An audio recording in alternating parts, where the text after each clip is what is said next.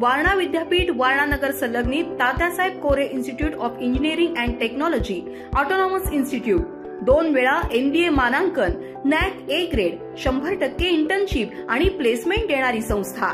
प्रथम आणि द्वितीय वर्ष बीटेक करता TCS sponsored computer science and business system, cyber security, electrical, civil, mechanical, electronics and telecommunication, chemical आणि कम्प्युटर सायन्स अँड इंजिनिअरिंग, तसंच MTech करता structural engineering, CSE, construction management, mechanical design, chemical ENTC, त्याचबरोबर LLB, BA LLB, BBA LLB, BCA, BBA, MCA, MBA शाखांसाठी प्रवेश सुरू।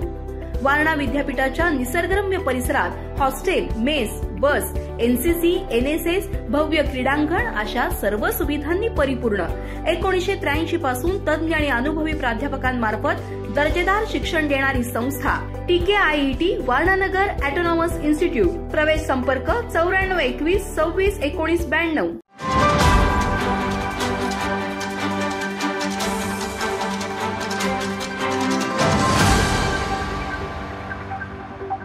कावानाका rest house CC number 201 कावानाका येथील rest house मध्ये grade 2 heritage मध्ये एक इमारत आहे आणि त्याबरोबर अन्य इमारती सुद्धा तिथे आहेत।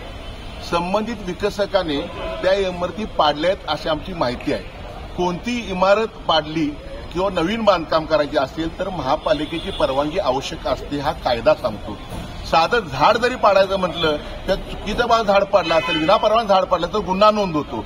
मग ह्या विकसकाने जर बिल्डिंग तिथल्या आतल्या पाडल्या असतील विनापरवाना तर त्याच्यावर गुन्हा नोंद झाला पाहिजे।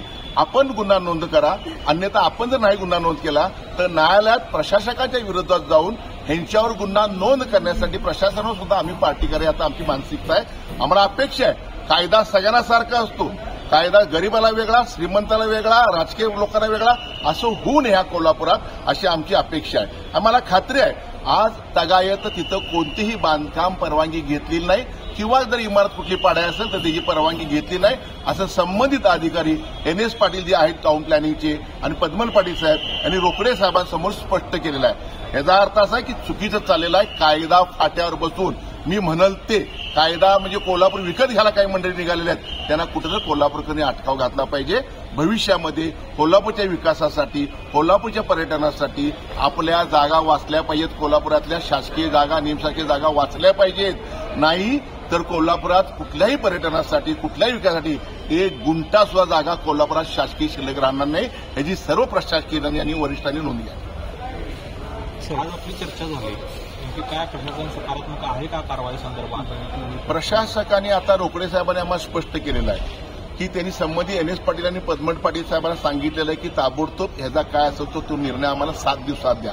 शुक्रवारपर्यंत आम्ही यांची वाट पाहणार आहोत। आम्ही एक तर काल संबंधित विकसकांनी न्यायालयाने सांगून सुद्धा पोलीस फोर्स लावल्याने आम्हाला तिथं आज जाऊन दिलं नाही, हे त्यांनी पाप केलंय। ते सुद्धा आम्ही कोर्टात दाद मागतोय। आम्ही पुन्हा एकदा शुक्रवारपर्यंत जर प्रशासनाने जर योग्य तो निर्णय घेतला नाही, संबंधित गुन्हा नोंद केला नाही, जर बिल्डिंग पाडल्या असतील तर कायद्यात तरतूद नसताना जर बिल्डिंग पाडल्या असतील तर त्याचा गुन्हा नोंद झाला पाहिजे, नसेल तर प्रशासकांना सुद्धा आम्ही न्यायालयात घेतल्याशिवाय गमत नाही।